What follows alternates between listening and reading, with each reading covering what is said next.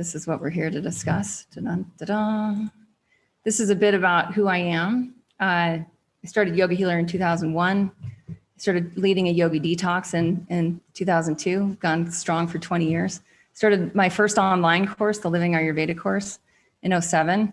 Between those dates is when I had the studio. So I started the studio in 2000, or I took over a studio in around 2003 till about 2012, somewhere in there.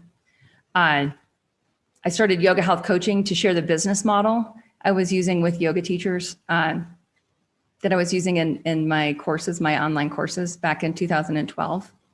So I've been in the online space for a very long time. The COVID pivot was not, it didn't throw us for a loop.